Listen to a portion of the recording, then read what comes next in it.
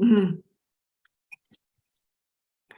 That sounds really, really fun and very exciting, family venture. How about you, Fatima? Did you do anything fun besides experiments this weekend? This weekend, actually, I also was in downstate for some personal things. Okay. It was fun. It's kind of a strange weekend to be driving a long way with all that snow. Yeah. Well, you just have to get out of the UP. Once you get out of the UP, there's no snow. So It's true. It's true. Down in Chicago, it was sunny day both days. It was kind of nice down there. Yep. So what have you enjoyed so far the most about being in this part of America, Fatima? You mean UP? Mm-hmm. Oh, the summer is beautiful. Like, it's amazing. I love like summers in Houghton. And yeah, I have friends here. So after finishing in like with lab works, I go with my friends to see somewhere like McLean State Park somewhere. So I enjoy a lot in summer because the day is long, so you get time to go out and do experiments. Yeah. Yeah, the best experiments are the ones you can set up, let them go and leave, and then come back, 6 hours later. And Oh no, my experiments are not like that. not like I that. have to stay. Yeah. Like I have time points of like 1 hour, 30 minutes, 2 hours, 3 hours, till like 24 hours. No. I remember those days. We all had to do it. We earned our PhDs. And so, Bruce, you got your PhD at Northwestern. You got both your degrees, both your graduate degrees at Northwestern, and then your bachelor's at Cornell. yes, I did. Yeah. So kind of East Coast person?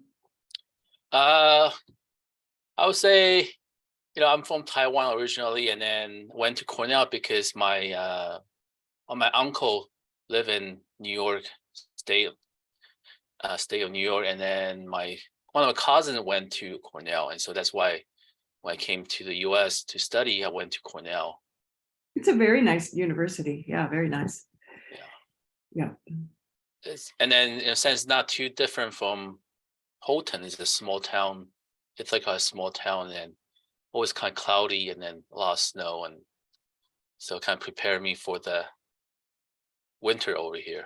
So you weren't surprised when you moved here and found? No, it's a small town kind of life, and then very nice nature, and then a lot of hiking and different activities you can do outdoor. So what year did you join Michigan Tech? It was 2011, so it's been 12 year already. Wow. Nice. It's a good place. It's a good place. Yeah. I was thinking about this earlier today. So I spent my first 12 years as an academic at Georgia Tech. And of course, I had children, and that's kind of where we both went after completing the postdocs in Australia. And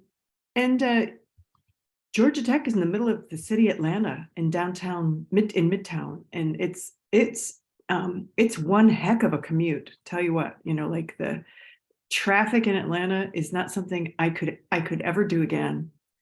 I do not miss the traffic in Atlanta, or feeling panicky about being stuck in traffic when you have to pick up your kids, and you're not going to make it, and it was interesting times.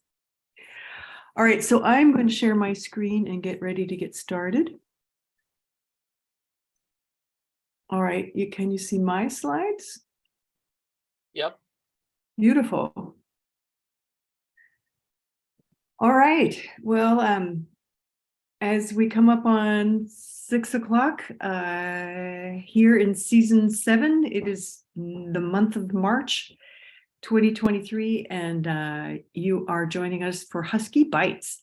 My name is Janet Callahan. I am the Dean of the College of Engineering at Michigan Technological University, which is located in Houghton, Michigan, which is in the Upper Peninsula of Michigan, which if you've never visited or gone to before, you really need to kind of get up this way. It is one of the most beautiful places on this beautiful earth.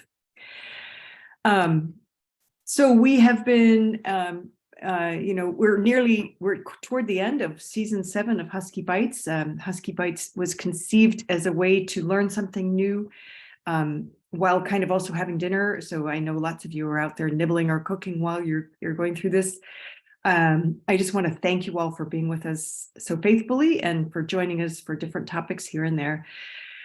We have 2 left after tonight. And I want to point out that the next Husky Bites after that will be during alumni reunion.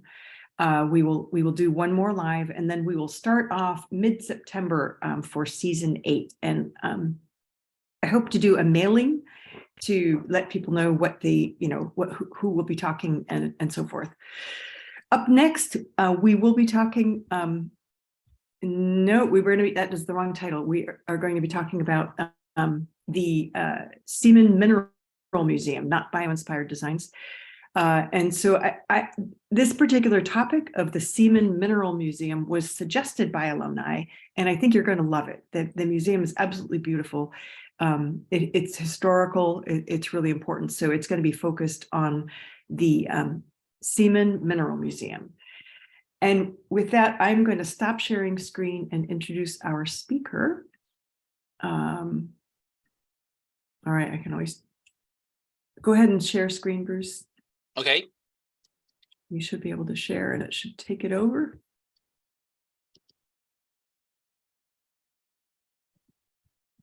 Are you still seeing my screen or no? You see my screen? I can see your screen. All right. It is my pleasure this evening to introduce Dr. Bruce Lee, who is a professor in our Department of Biomedical Engineering here at Michigan Tech.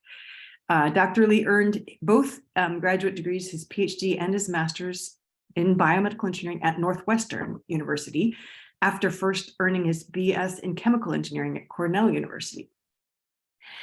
And immediately prior to joining Tech here, Dr. Lee actually helped found a startup company, which is called Neuritis Corporation, which is commercializing biomimetic, bioadhesive, and anti-fouling technologies. That company was acquired by Kenzie Nash in 2011, and that was the same year that Bruce joined us here at Michigan Tech. Among many accomplishments, I'd like to highlight one. Dr. Lee was awarded the Office of Naval Research Young Investigator Award in 2016, as well as Michigan Tech's very prestigious Bacta Roth Research Award in 2019. And so, Bruce, I'm going to turn it over to you to introduce Fatemeh and take it from here. Okay, thank you, Jenna, for the kind introduction. I was also to introduce my co-host and my PhD student, Fatemeh Razaviamri. Hopefully I pronounced your last name correctly. Fatemeh joined my research lab in the summer of 2021 as a PhD student. She has previously earned a master's degree in particle physics at the University of Mazandaran in Iran. She is currently working on developing antimicrobial material inspired by these adhesive protein that we'll talk about in this presentation. And she will also give a couple slide presentation regarding her recent PhD project. Okay. So again, my name is Bruce Lee. There's no relation with the Kung Fu star. It's just that my father was a big fan, and so they thought that this is an easy name to remember. So the title of my talk today is called Copying Muscles in the Lab. And so my lab is interested in designing different type of materials, specifically focused on adhesive material, adhesive biomaterial that's inspired by the muscle adhesive protein. So I'm going to start by doing a poll question. So the question is, so this is something that I think it popped up on the screen just now. And so if you could answer this question. So my relationship with chemistry question is, and so the choices are I love chemistry, I hate chemistry, it's just okay. And number 4 is I have a degree in chemistry. Okay. This is a type of question I like to ask at the beginning of a semester when I start my class. I do talk about chemistry in my biomaterials class, and a lot of time biomedical engineers, some students just they absolutely hate chemistry, little or no chemistry background. So this is a good way for me to gauge the audience today. Well, it looks like a pretty chemistry friendly audience with only 6 people hating chemistry. Well, this is good. But at least there's 3 people that have a chemistry degree, so that hopefully this will be informative for you guys as well. So I'll try to make it make the chemistry as simple as possible. If there's only one chemistry compound that I want to remember, is the catechol, which I'll refer to later. Okay. Sounds good. So I'm going to advance the slide. Do I click off on the poll? Usually I just use the right arrow, but I don't know what you're going to do. Okay. Okay. So today we're going to talk about mussels, and these are organisms that you can see on the shoreline. So here's a picture of a lot of mussel adhering to rocks on the shoreline. You can probably find it on attaching to piers or bottom of a boat. So they are notorious fouler. They create adhesive protein that allow them to bind to surfaces on the water. And if you work with adhesive, or if you ever use a Band-Aid or some kind of adhesive, you know that if you have water in the interface, a lot of time your adhesive doesn't stick very well. And so a lot of man-made adhesive do not work well in the presence of water. But then these creatures, they are able to bind to surfaces underwater and binds really well. And so that's the purpose of what we're trying to study, is trying to see if we can design adhesive that could stick to surfaces on water. And so this potentially have a lot of biomedical applications or underwater adhesive for naval application as well. So this is a video of mussel trying to form attachment in an aquarium. And so what you see is that this is a mussel, and then this is an organ called foot protein. This is a foot organ that the mussel uses to move around. And what this mussel is doing is trying to sense the surface. The surface that he's sensing is the aquarium walls, which is plexiglass. And what happens is that the mussel is using the foot organ also as a mold. It's this whole process of secreting adhesive is an injection molding process. And so what we can see is that here you already have a round, kind of opaque circle. That's a pure adhesive plaque that's attached to the plexiglass. And then this adhesive plaque is also connected to a thread, what's called byssal thread. And this end of the byssal thread will be connected to the soft tissue of the mussel. And so this whole process of creating this proteinaceous adhesive plaque and then the byssal thread takes only a couple of minutes. And what the mussel is going to do is make a dozen of these attachment on the surface to first secure its attachment. So that's a typical process how mussel does it in terms of making this adhesive protein. And so these proteins, so Matulus edulis, that's what stands for common blue mussel. So what's known about this adhesive plaque is that there are at least 6 types of adhesive protein that name MEFP1 to 6, and they are oriented or located differently, a different location within the adhesive plaque.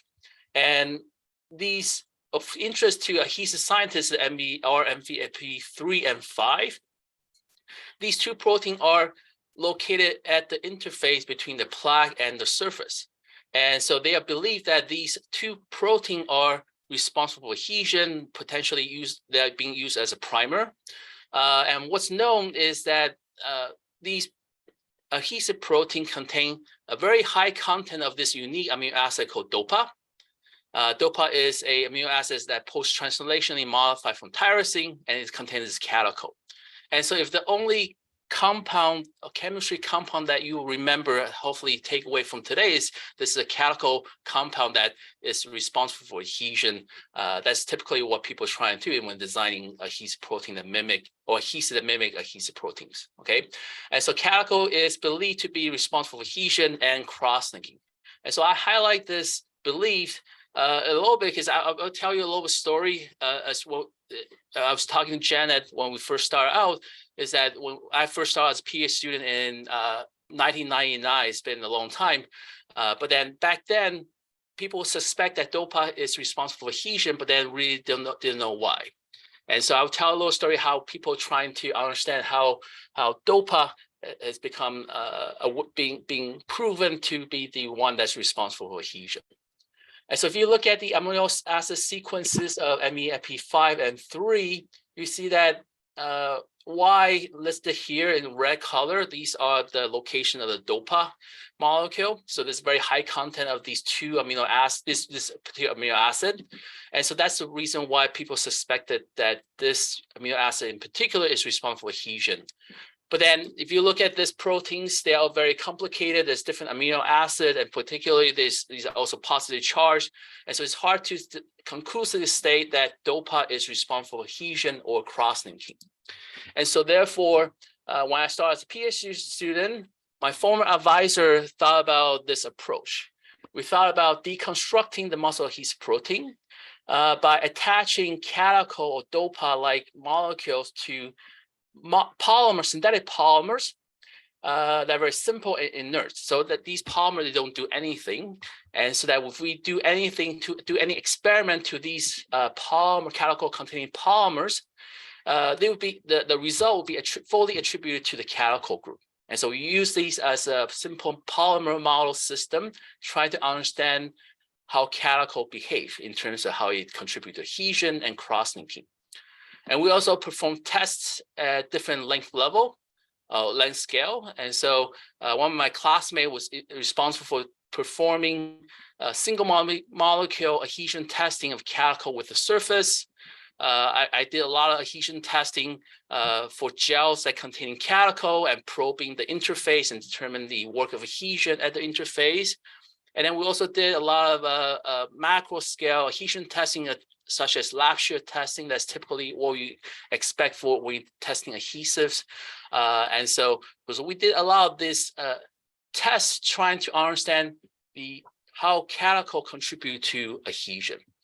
And these type of tests enable us to ask some important scientific questions, such as how does catechol contribute to cross-linking, or under what condition does it cross-link faster, or under what condition does it adhere, and what surfaces does catechol adhere to, those kind of questions. And that those results from these experiments allow us to conclude that catechol is actually responsible for underwater adhesion and adhesive curing. And so Janet touched base on the fact that I was working in the startup company. So I helped start this company back in 2006 after I graduated with a PhD degree. And the goal of this company was to commercialize biomedical adhesive and coatings. And we used the principle that we learned in my former research lab to design adhesive. And the adhesive that we created were very, very simple. So it's just a polymer, synthetic polymer based on PEG, polyethylene glycol. So these are biocompatible polymers. They're encoupled with a catechol group that promotes adhesion and cross-linking. And you can control various aspects of the property of this adhesive by controlling the length of the polymer, number of arms, so they can control the mechanical property, and then we can make it biodegradable.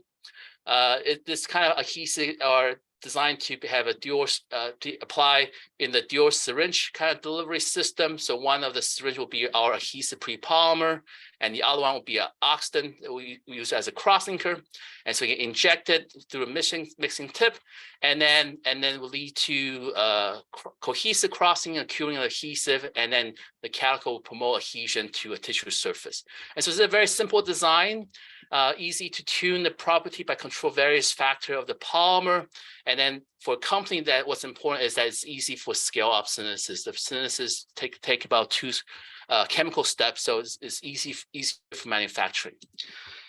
So I'm going to show a quick video of how this adhesive will work in a animal model system. So this is sealing a carotid artery.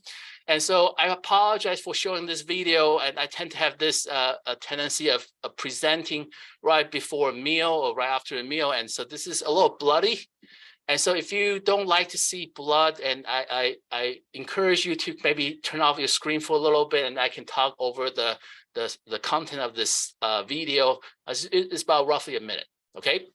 And so this video was taken while I was working for a company called Narites, and this is the action, how the adhesive will work in a surgical condition. Okay, so I'm going to start the video.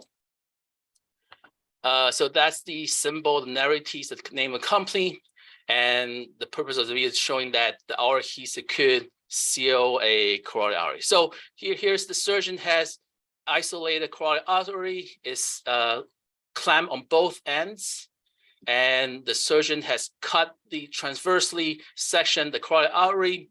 The top part is the distal end, so it's further away from the heart. The bottom end is proximal end, that's closer to heart's higher pressure. The surgeon used 4-stage sutures to connect the two ends of the artery together.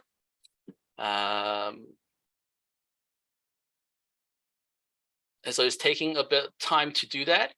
And what surgeon is going to do is to remove the clamp from the distal end. And what you can notice here, and what I'm pointing to, there's going to be blood leaking out of the surgical, the suture connection. So suture is not going to seal that anastomosis.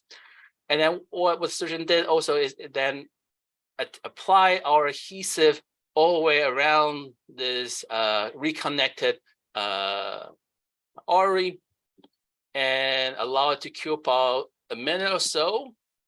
And the surgeon now is going to remove the clamp from the distal end, where he sees that there's no leakage.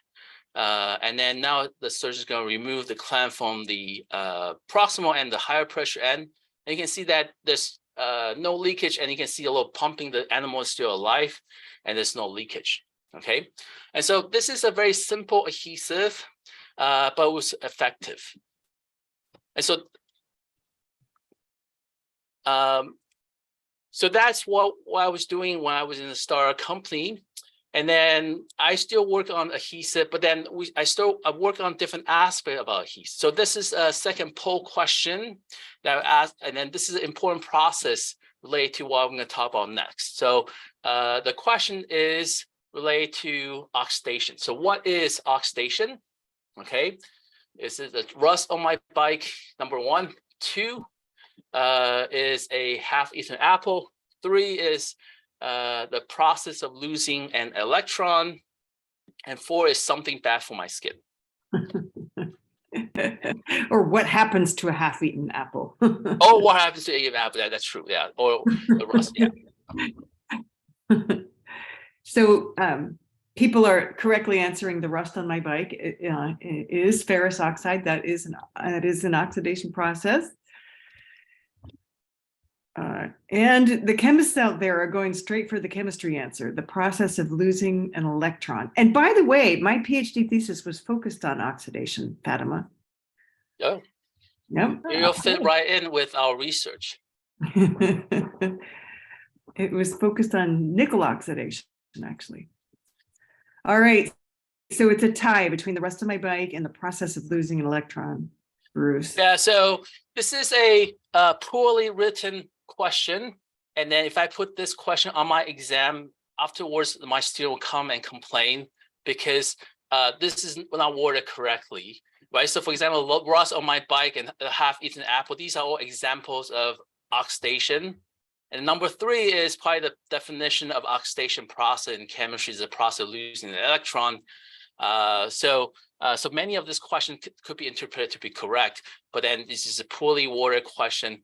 Something bad for my skin is something I will talk about in a bit, is that so oxidation and reduction, these go hand in hand. So it's not necessarily it's bad, but it's more like in biology, it's always there's a balance of oxidation and reduction. Just like anything else, this is a balance. Okay.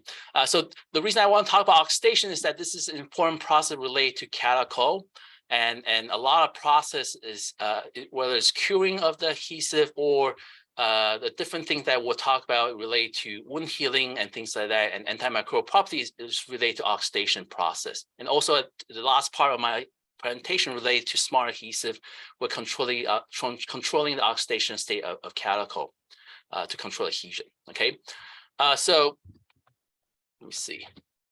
So in terms of dermal wound healing, okay, so let's say you have a cut. What happens is that different cell, like such as neutrophil, macrophages, so this immune cell, they'll come to the wounds, and then they will start to secrete reactive oxygen species, ROS, such as hydrogen peroxide or H2O2. So H2O2 is a mild oxidant, but it's also a signaling molecule. And this H2O2 would recruit other cell types such as keratinocyte or fibroblasts. So these are cell types that are responsible for regeneration of new tissue or new dermis. And then the H2O2 will also recruit endothelial cells. So these are cells that generate new vasculature, like to generate new blood vessels.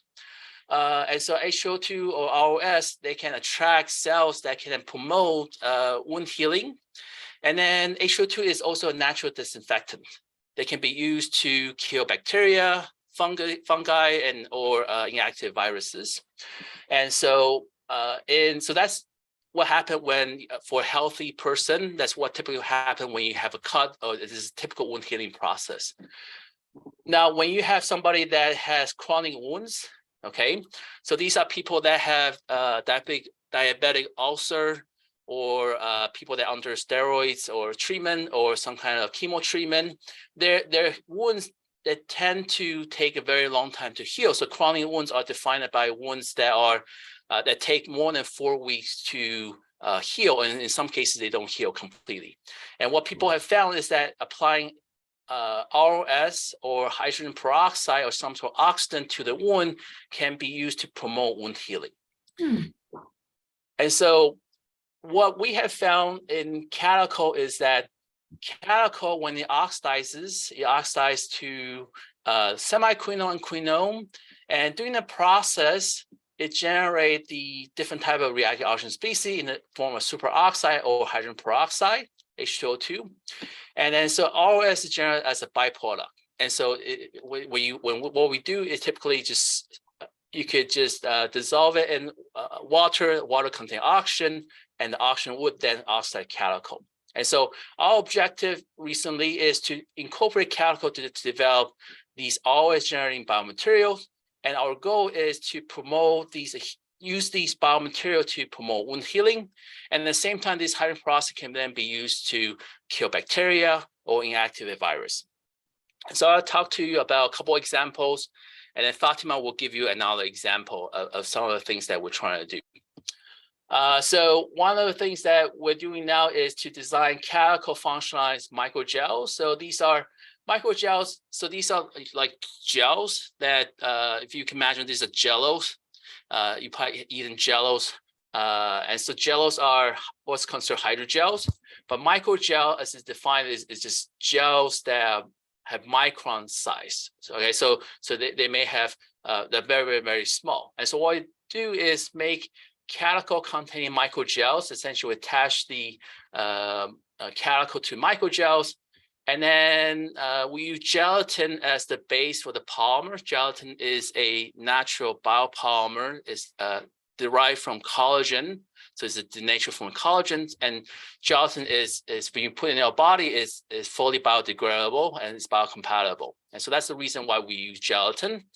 And what happens is that so initially these microgel are dry powders, okay, and this is SEM image of the powder-like material. They have sizes in range from 10 micron to 50 micron in size. And then when we hydrate the gelatin microgel, it transforms into a adhesive film. And so this is a cross section of the microgel. They transform into a film. And so that'd be potentially a wound covering film that is also adhesive. And also during the process of hydration, what happens, the oxygen within the liquid that we're hydrating the material oxidizes calico to form quinone. In the process, hydrogen peroxide is being generated, and we want to use hydrogen peroxide for wound healing and antimicrobial purposes. And this is just a simple graph showing the hydrogen peroxide generation for different formulation of the microgel, and going from bottom to the top graph in green is just different concentration of calico. So with an increasing amount of calico, there's higher amount of hydrogen peroxide generated. And so in this system, there's no reservoir. We're not adding hydrogen peroxide within the material itself. It's naturally being generated through the oxidation process. And so make it more portable for this kind of application. And so calico auto-oxidation is the source for the hydrogen peroxide. So we did wound healing model in diabetic mice. So diabetic mice, just as the name suggests, this is mice that have diabetes. And when you create a wound on these type of mice, their wounds take a long time to heal. And so this would be a good model for chronic wounds or diabetic ulcer. And so what we did was we create these wounds on the back of these mice. And this OPG and different letters stands for different formulations. So here are the control group with no treatment, a gelatin microgel without calico, and different concentration of calico. And that's what the wound looked like at day 0. And at day 14, which would track the wound size. And for all the control group, the non-treatment and the very low content of calico, you can see that the wound size is still very big. And the one with the higher calico content, there's much reduction in the wound size. And we track the wound area relative to day 1 or day 0. At day 14, what happens is that there's minimal or about 50% reduction in wound size for these control group, but then the one that generate a lot more hydrogen peroxide reduced the wound area by 90%. So it's generate much faster healing. The other thing that we did was track the macrophage percentage at the wound site. So macrophage at this time point, at 2 weeks after the surgery, it's an indication of inflammation. So if you have a lot of macrophage, that means that there's chronic inflammation, and that's bad for the tissue. And so it means that it's not healing. And so we can see is that the one that GACA, the one that generate hydrogen peroxide, reduce the macrophage percentage, and so that's minimize inflammation for this treatment. We also stain the wounds, and so this is untreated wound. You can see that there's an opening right here. The skin tissue is not completely healed, but then the one that treated with the gelatin calico, there's a complete epidermis is complete healed, and in this circles, these are highlighting the hair follicle, and so this hydrogen peroxide releasing microgel promoted faster healing, especially in this wound impaired diabetic mice, while minimize chronic inflammation. So I'm going to pass the baton to Fatemeh for the next slide. This is relating to her PhD thesis that she's working on in self-disinfecting coating. Okay, so Fatemeh, go ahead. Sure. Thank you, Dr. Lee. If you can help me with the laser pointer, I appreciate it. Okay. My project is about designing self-disinfecting coating.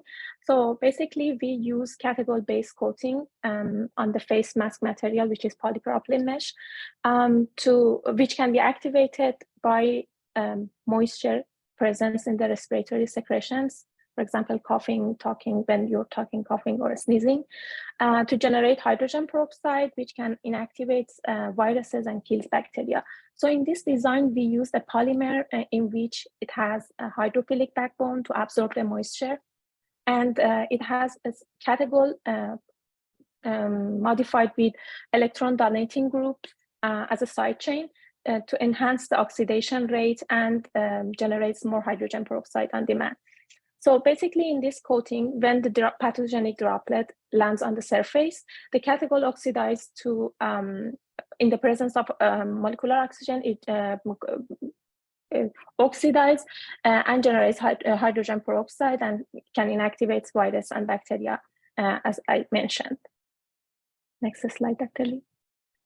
Okay, so we characterized our coatings to see how effective is this catechol-based coating to inactivate virus and bacteria. In the first step, we had to measure the hydrogen peroxide release profile and to see how much is the how much we have the change in the hydrogen peroxide generation. So based on the Fox assay that we use, we could see that after 1 hour for the sample which has catechol with electron donating groups, we had more than 3,000 micromolar hydrogen peroxide concentration, which is very good amount to inactivate virus and bacteria.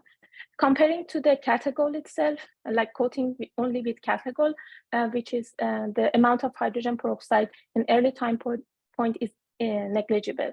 But after like 24 hours, we could see kind of reduction, increase in the hydrogen peroxide generation, but which is way more for the catechol with electron donating groups, which is around above 4,000 micromolar hydrogen peroxide generation. In next step, we had to measure if we could maintain the porosity of the fabric because we don't want to interfere with the breathing. So we run some experiments, and also we take the picture image, FVSCM images. As you see, we didn't block pores in the fabric, and based on the measurement of the porosity, we could see that we didn't change the porosity that much, which was like before coating, it was 85%, and after coating, it was 80%, which is allowed for the mask material. So the next step was actually seeing how effective is our coating against model bacteria. So we used P. oregoneza, which is gram-negative bacteria, and we start from 10 to the 6 colony forming per milliliter, which is a very high concentration of bacteria. So after 1 hour, as you see in the picture in the agar plate, so we had more than 95% reduction in the bacteria colonies for the sample, for the coatings which had catechol modified with electron donating groups, and which we could see after 3 hours, there was no bacteria colony in the agar plate. And for normal catechol, I mean the catechol without any modification, you could see the bacteria inhibition was after 24 hours. So for the antiviral test, we use a model human coronavirus to show how effective is our coating against the virus. So basically, the catechol modified with the electron donating group shows more than 2.5 log reduction in the viral titer, which is very good log reduction. And so for the control and the catechol without any modification, you could see that we didn't have that much log reduction value in the viral titer. So basically, we could show that we made a self-disinfecting coating using the muscle adhesive chemistry. Okay, thank you, Fatemeh. So I'm going to move on to a slightly different topic, which is the design of a smart adhesive. And so this is my third poll question, okay? And the question is, what is a smart adhesive? And choice one is an adhesive with a brain. 2 is an adhesive that had earned a PhD. 3, an adhesive that could be turned on and off. And then finally, 4 is there a dumb adhesive? Okay. Well, it seems like all the choices are going to C. Yep, the audience gets it, I think. Yep.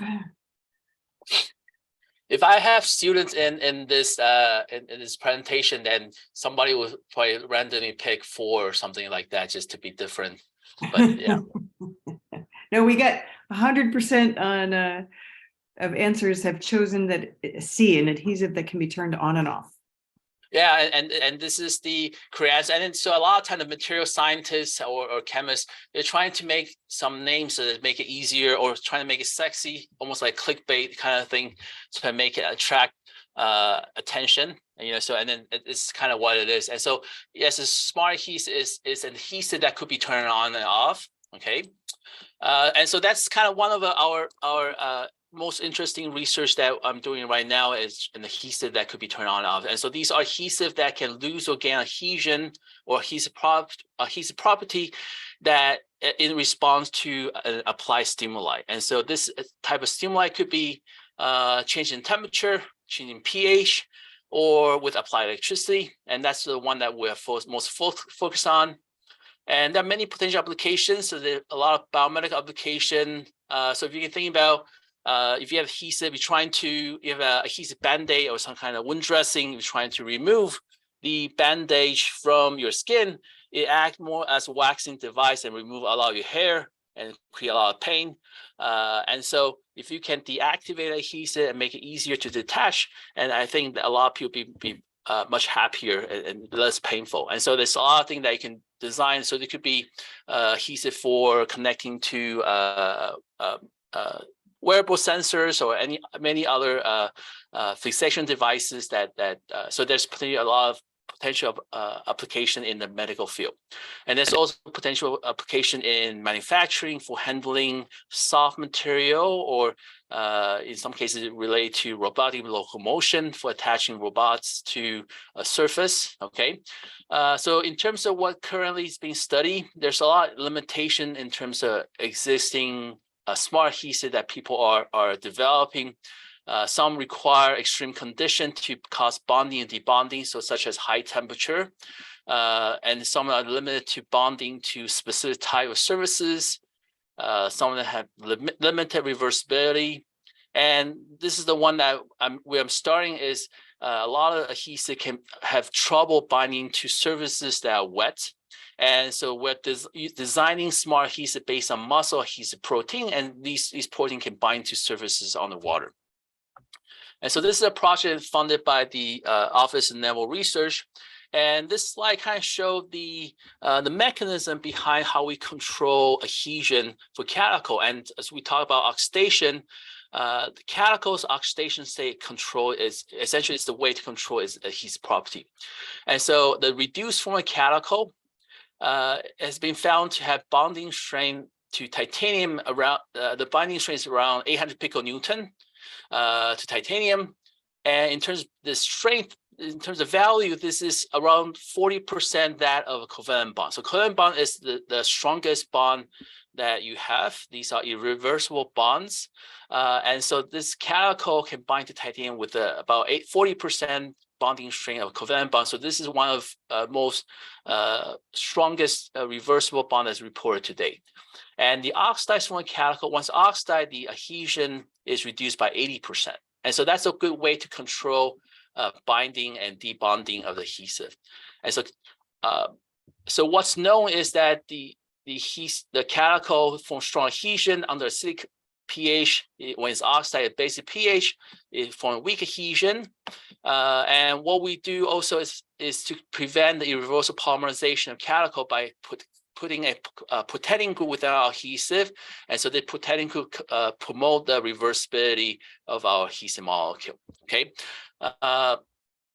and this slide shows how we go about testing and kind of evaluate or to demonstrate that cuticle indeed could be deactivated through applied electricity. And so this is a test setup that my student created. So they created this test setup. So you have a titanium surface and you have adhesive here. The titanium is a good surface to bind to the adhesive because cuticle has been found to bind very tightly to titanium. In this case, titanium also acts as an electrode for applying electricity. And so it's connected to a power source. And then at the other end, you have an anode. The counter electrode is a platinum wire. And everything is conducted in a aqueous environment. So we have some liquid on the surface to test adhesion underwater. And so in this test setup, we can apply electricity while the adhesive is in direct contact with the titanium electrode. And so, so this is a key exemplary data that we determined. So the work of adhesion essentially is the amount of energy you need required to debond the titanium electrode from the surface. And what you can see is that when there's no applied electricity, caticle or the adhesive have strong adhesion to the surface. When increasing apply elevated amount of voltage, you can completely deactivate the adhesive. And so the adhesion is minimal over here, okay? The mechanism behind this is we thought to be related to electrolysis of water. And so that's the splitting of water molecule when due to applied electricity. And in the cathode side of titanium, you have generation of the OH minus ions to make it more basic. And then what happens is that you oxidize the caticle to make it weaker in adhesion.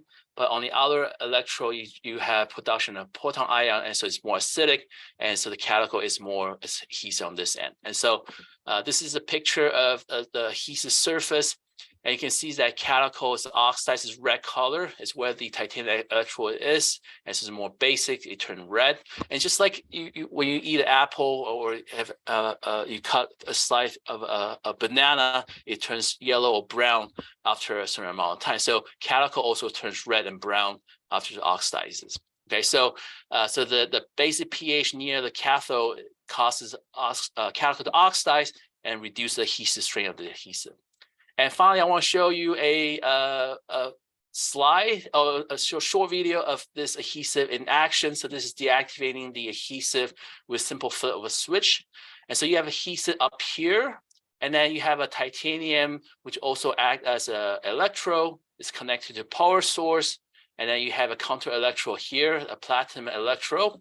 And we have an LED here, which is connected in series. So when the electricity is applied to the interface, the LED light will turn on. So I'll start the video. And so, so the light turns on. So the electricity is passing through the interface. You do see a little bubbling as a result from hydrogen gas production. And so within 7 seconds, the adhesive deactivated and detached. Okay.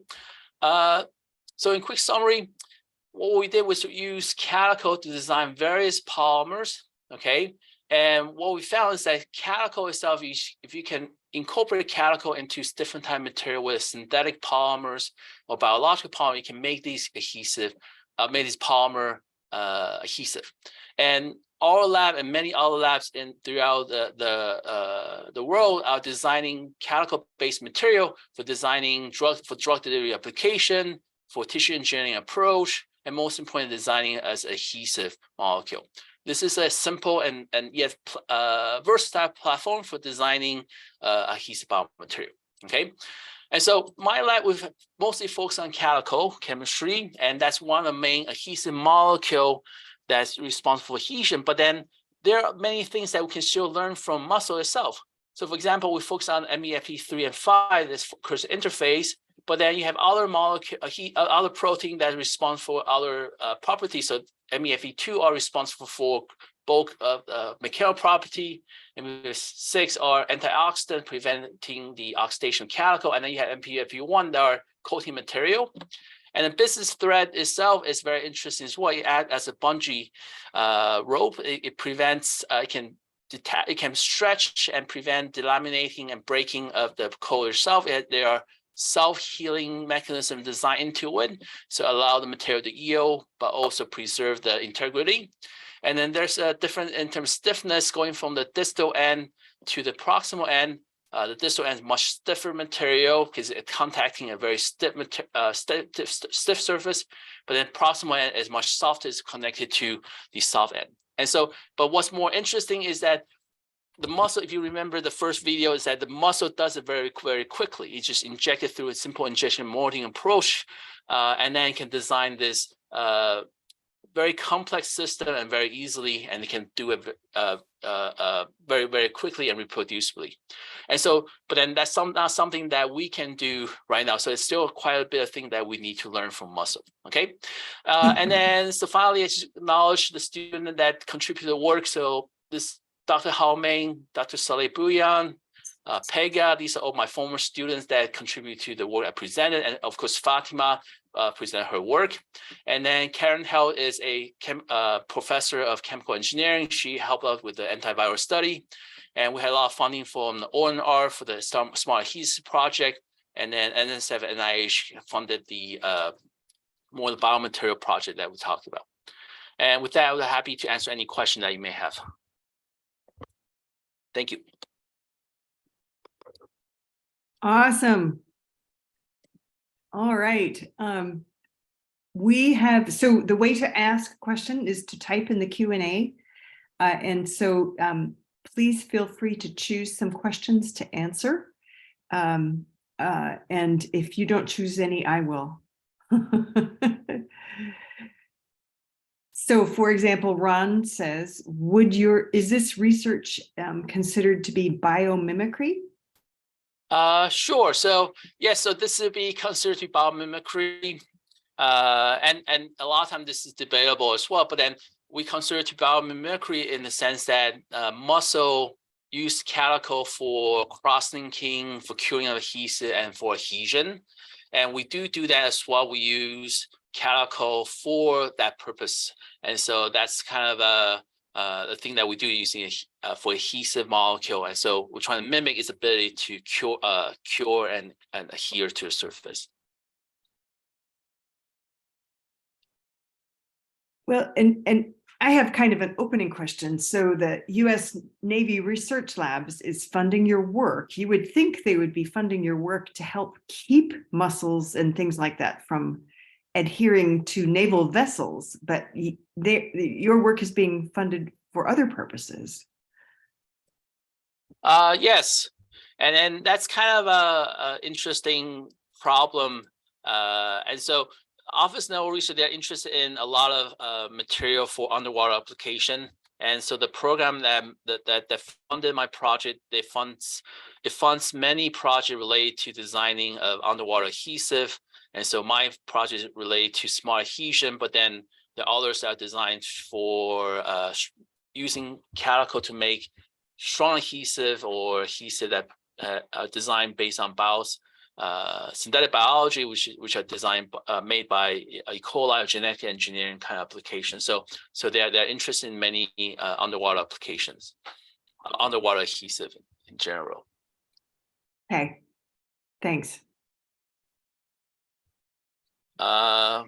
Did you say I should choose question from the? Yep, click on the Q&A. Okay. Down at the bottom, and you can see there's a bunch of questions. And if you pick one to answer, just click answer live, and then you can answer it. Okay, I see. Okay. So there's one about, well, there's a lot to choose from. I know there are a lot. Do you see one, Fatemeh? Yes, I can see questions. There's a question for you. Yeah. Is it hard to be a student at Michigan Tech from Iran today? No. No, it's a friendly environment. Situation is not good in Iran, but for us here, it's good.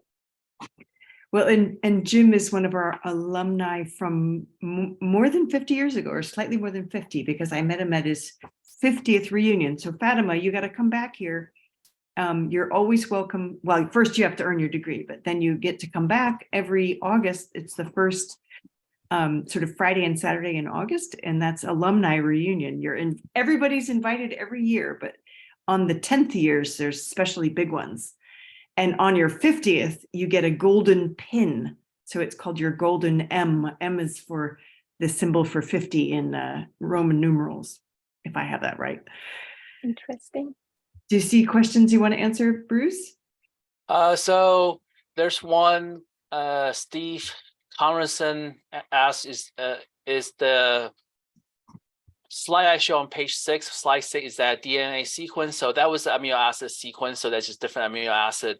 And that's what a lot of, so this is something that's been known for a long time. Over 2 decades ago, the marine biologists have sequenced it and the amino acids. And then so that gives us some understanding how the amino acid sequence. So that's what I show is the amino acid sequence. So you know what's in the protein, the different amino acid that's responsible for that's being found in this type of these proteins. Okay. Well, and then he asks a follow-on question in a way, or not really a follow-on, but a second question about leeches. So as we may or may not know, but I do know from reading weird books, back in the old days, very old days, they would put leeches on wounds that were having trouble healing. So the question is, do leeches also produce this hydrogen peroxide antiseptic feature? That's something I don't know, but that's something worth studying. But I do know honey, for example, honey has hydrogen peroxide in it, and people have used honey, or have at least demonstrated honey in promoting wound healing in diabetic wounds. So it's something that others have found. And then others have found other oxidants, synthetic oxidant, but not necessarily natural oxidant. So a certain amount of oxidant could potentially promote wound healing, but obvious too much oxidation is not good. So you need to have some kind of balance. Mm-hmm. And so Bruce has a question, and I don't know, Fatemeh, if you've been involved in the electricity work that causes the material to let go. So when using electricity to stop the bonding of an adhesive, is heat generated when that circuit's going through? Because we saw that little bubbling. Was there heat? So we did try to measure the temperature. It's all difficult because the amount of liquid that we use in that area is very small. So we didn't see too much liquid. But then the bubble is hydrogen gas that's being generated as part of hydrolysis or electrolysis of water. So if you go back to remember the simple chemistry that you learn in chemistry, they when you do electrolysis water, you generate oxygen and hydrogen. So that's what the gas bubble is. Yes. But then that's something you want to avoid. So something I didn't touch on is that for that video we use 9 volt of electricity, which is very high. But then since then we have made the adhesive more conductive by incorporating conductive monomers into the adhesive, and so that we can deactivate adhesive with electricity as low voltage as low as 1 volt. And so that's something we're trying to control, is trying to make it use less electricity and potentially less harmful. So the gas being produced, so this is 2 H pluses plus 2 E minuses makes 1 H2 atom or whatever molecule that then when it combines with a whole bunch of other atoms makes a little bubble. So cool. There's so many cool questions coming up here now. Are there any health effects, side effects of this kind of adhesive?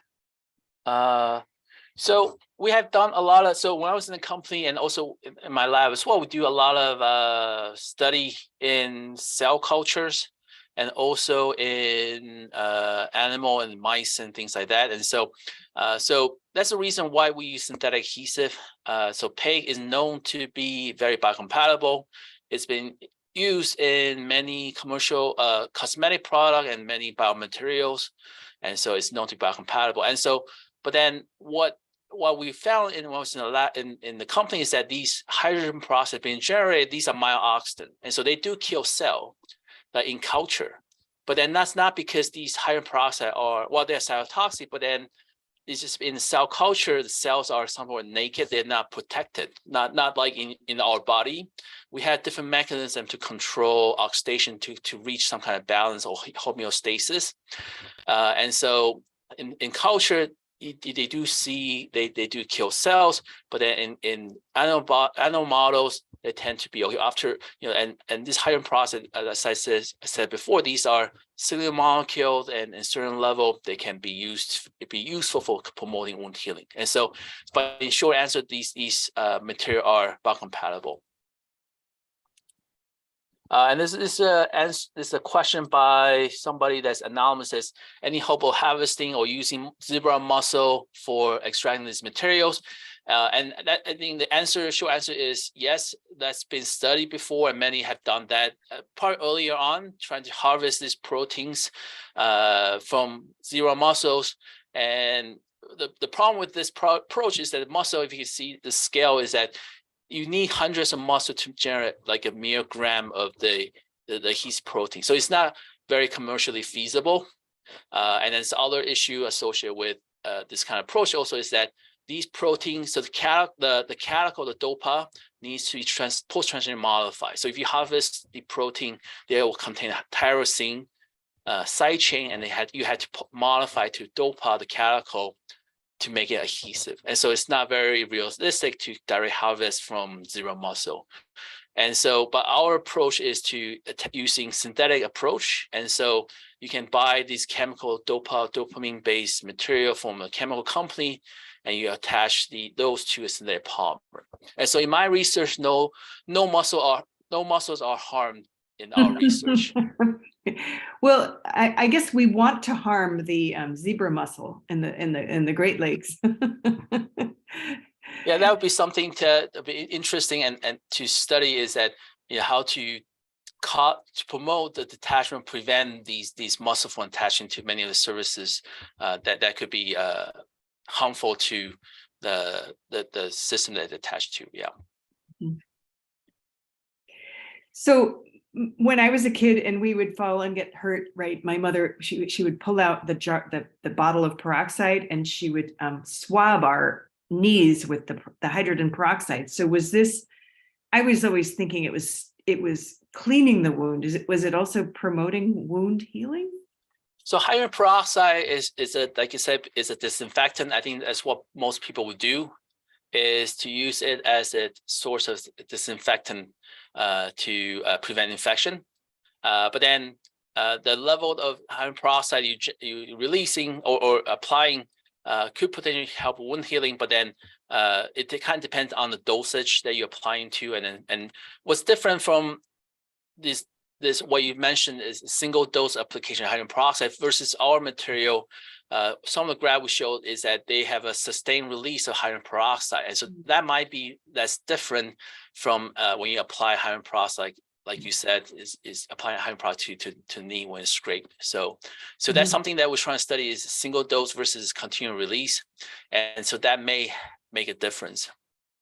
Fatemeh was nodding her head. Your mother used to put this on your wounds too? Oh, no, but I just wanted to add something, that if the dose of hydrogen peroxide is too high, it can retard wound healing also. So it's not recommended. I think the kind you buy at home is something like 2% or something like that. I don't know but we keep it on hand for when Echo gets skunked, because we take the peroxide, we combine it with baking soap. I don't remember. There's a recipe, I look it up, and it's always an emergency. And then we swab the dog all over, and it neutralizes the skunk smell. So there's a question by Stacy. She asked, are you studying the adhesion capability of all kinds of muscles or primarily the brood muscles? So this is a good question. And what biologists know is that most muscles secrete adhesive protein, and there's a lot of similarity between all types of muscles. And if you think about that one of the slides showed the amino acid sequences, there's a lot of similarity between the adhesive protein in terms of amount of calicles being generated in this foot protein 3 and 5. So there are sequences that are very similar, and the calicle content is very high. And so a lot of things are being preserved between different species of muscle. So that's being studied by a lot of marine biologists that are interested in the adhesive protein. So there's a lot of similarity between how they design adhesive across muscle. But then what my lab we do it synthetically. And so we just use the calicle, which are store-bought, and then we link them to a synthetic material or polymer, which is slightly different. So how do muscles move? This is a question from an anonymous attendee. Are they applying some sort of smart signal to help them move to a new spot?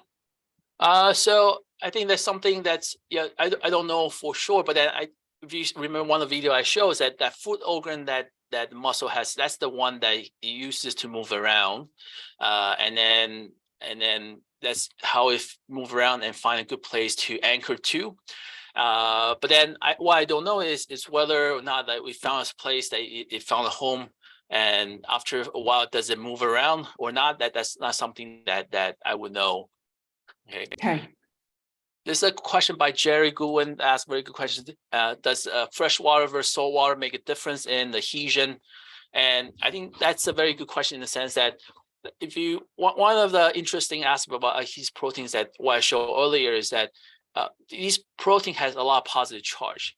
And that's a way to, and a lot of surfaces on water, they could be negative charge, oxide base. And so you're gonna have salt or some kind of counter ion that prevent adhesion, and this positive charge on the adhesive protein will drive away. People think that it will drive away the ions, and that can promote adhesion. So to a certain extent, that this positive charge could an effect, especially in a water that contains salt in it. So the positive charge. So what we do is a very simplified version of adhesive, but then the muscle does it in a more complicated form, and it has many designs to make it more to function better, essentially in seawater or salt water.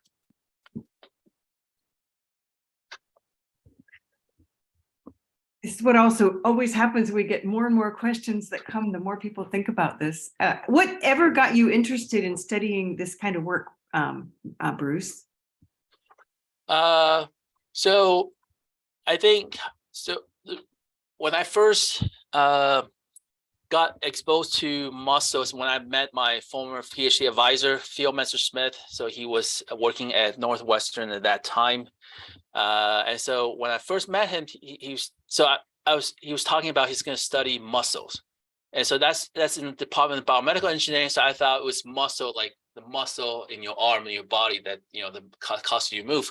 But then he was interested in synthetic adhesive, trying to understand how muscle adhere to a surface. And that's really how I got into it. And so a lot of time for PhD students, maybe talking about the same thing, is that when you join a lab, your advisor may have already a research project that's funded by a government agency. And so there's some research goal that you want to attain. So these are funded projects. And so you tend to just join the project. And then a lot of time, but then at the same time, a lot of students will contribute to this project, especially when they become more experienced. And then they start to move the project in different directions. And so a lot of my projects, like the smart adhesive, the hydrogen peroxide generating project, these are ideas generated by past students. I gave them some initial ideas that we want to work on calico containing adhesive, for example. And then for Fatemeh's project, we were talking about what would it be interesting to use it as a coating. And then so she was focusing, because of COVID pandemic, so she was interested in applying this coating on a mask or respirator material, and so that you can use it as a way to generate hydrogen peroxide for self-dissipating material. And so that she took the idea and work it further than what I initially gave them. So a lot of times there's a collaboration. And so to kind of add to what you were just saying, Bruce, now that we're not all running around wearing masks all the time, I was thinking that it sure would be interesting for the people in the surgical operating room to be wearing masks that kind of were killing the bacteria and viruses that the surgeon is exhaling over your body. So I think that your project has some, long-term interest beyond the pandemic, Fatemeh, don't you think? Sure, yeah. So it has more effects than the pandemic itself.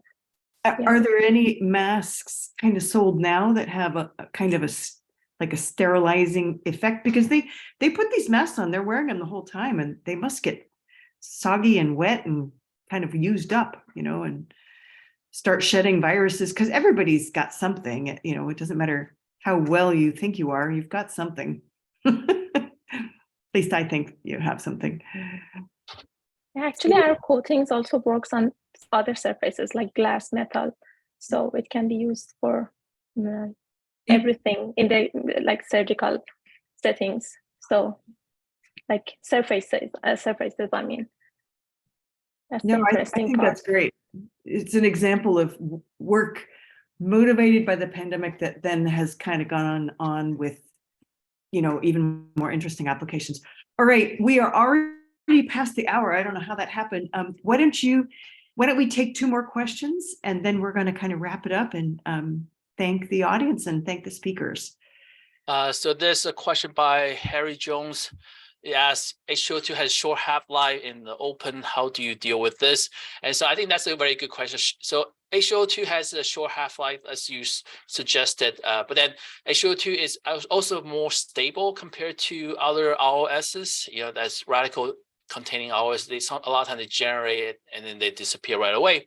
So but H2O2 is still, relatively speaking, a longer half-life. But I think to a certain extent, that's a good thing. And in the sense that H2O2 degrade into water and oxygen. And so the degradation products are very benign. And so when you use in the body, that's a good thing. And so one good thing, so that there's no systemic effect, there's no, right? So there's only effect locally. So I think that's a good thing as well. So it kind of depends on how it's being used. And then, so there's one thing. So this one last question I asked, Bruce asked another question is, how about Band-Aid with the fabric portion having hydrogen peroxide already in it? When applied, could this help better in the healing process? So I think that's something that we're studying right now, is using hydrogen peroxide. And I don't know for sure if others have been using it in this for wounding application, like a fabric that already contains hydrogen peroxide. But related to the last question about short half-life, in the sense that if you have a fabric that already contains hydrogen peroxide, it would be hard to store. So essentially, you have to store at cool temperature, or otherwise the hydrogen peroxide would be degraded prematurely. And hydrogen peroxide high concentration is an oxidant and it's oxide, and so peroxide. So these are potentially explosive kind of a compound. And so if you already contain hydrogen peroxide, they be harder to store and transport. And so what's nice about our system is that the hydrogen peroxide is being generated in situ. So oxygen in the liquid or blood generate hydrogen peroxide, so you don't it's make it easier to store and transport. So there's subtle differences there as well. No, it's what's really cool about your application. It's very, very interesting. And so one more question for Fatemeh. Any idea how long it would take to commercialize a treatment for masks that might involve these materials? I think Dr. Lee can answer this question better than me. We don't have any experience. Commercialization. So I think something Janet mentioned earlier is that there are masks out there that already do this. I'm not sure if some are commercial. Well, I think there's some commercially available masks, and they use different mechanism. Whether they are effective or not, that's another thing, because they are not technically, they are not. You don't need to have FDA approval, and so they can claim anything. So, but related to our design, if we want. If this I think that the challenge is the scale up synthesis of the polymer. The challenge with, so the good news is that they generate more hydrogen peroxide, but then the calico that she's studying is easy. It's hard to process because it generates more hydrogen peroxide, easy to oxidize, so make it harder to scale up. And so that might be the challenge associated with that. So in terms of timeline, maybe. If there's a funding, it all depends on funding. If there's funding, maybe a couple of years, perhaps. But then that'd be my guess. No, it's great. Well, and so we're gonna wrap it up. I'll give you guys each a chance to say some last remarks. Maybe Fatemeh, you might say some words about motivating students to earn their PhD or something like that. But from me, I just want to personally thank you both for taking your time this evening. To volunteer for Husky Bites and to teach us a little bit about what you know how to do so well. This has been a fascinating talk. I want to also thank our faithful audience. I could see there was a lot of new people tuning in tonight, so I think this is a very interesting topic. So with that, I'm going to give it to Fatemeh to make some closing remarks. Thank you, everyone. Thank you, Dr. Callahan. Thank you, Dr. Lee. So I would say PhD is a PhD study is a very good stage in the life. It's difficult, but it's interesting. You will find new things. Thank you, everyone. Have a good night. Thank you, Fatemeh. All right, and Bruce, why don't you give us some closing remarks? So I just want to thank everyone for attending. I think this talk has been a little challenge for me to prepare because I used to talk to a material scientist or engineer or chemist, and so it's hard to design for a broader audience. I think but then the exercise was good for me in the sense that for me to kind of rethink how we do research. But I do like research, and I do encourage those of you that interested in becoming PhD students or interested in research. And a lot of things that we do are just asking questions and trying to design experiment and do experiments. So it's a lot of fun.